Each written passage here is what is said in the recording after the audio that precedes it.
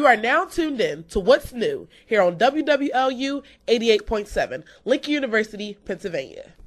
Lincoln University is making city headlines in Philadelphia due to Governor Corbor's decision to cut Lincoln University's budget less than other state-related schools.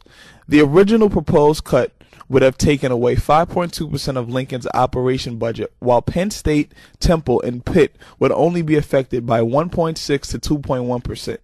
In the Philadelphia Inquirer, Tim Eller, a spokesman for the Pennsylvania Department of Education, said that ultimately, any further cuts could potentially present some problems with long-term viability compared to other state-related institutions. More than 30 students at a New Jersey college have been infected with norovirus. The outbreak spread across the campus rapidly due to infected touching surfaces and stools.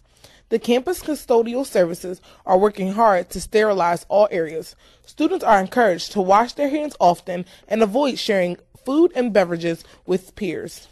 The No Child Left Behind law has been removed from 10 states around the nation.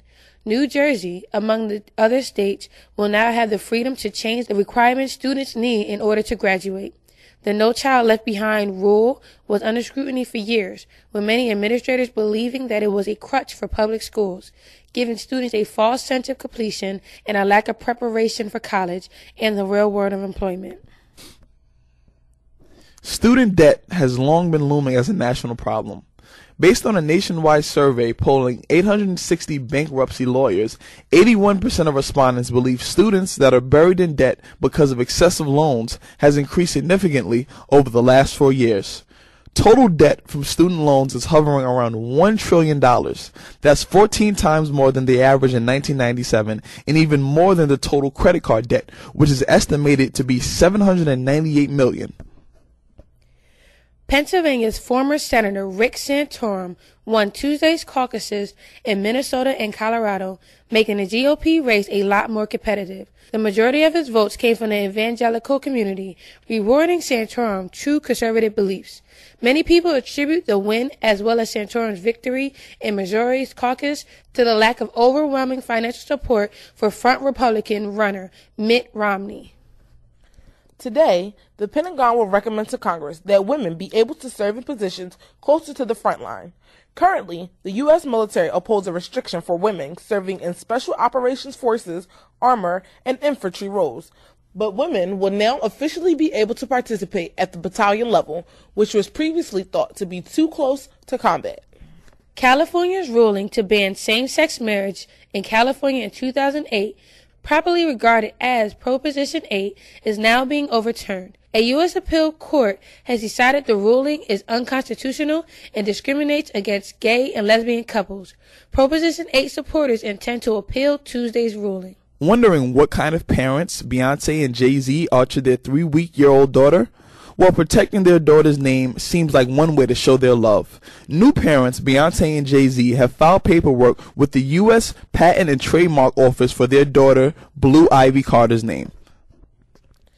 J. Cole will be attending his first Grammys as a nominee, and he's not letting the nomination slow down the progress he wants to obtain.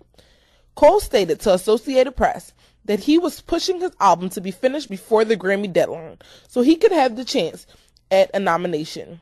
Cole said it was an honor to be nominated in the Best New Artist category, where he competes against Nicki Minaj, Bon Iver, and the country trio, The Band Perry.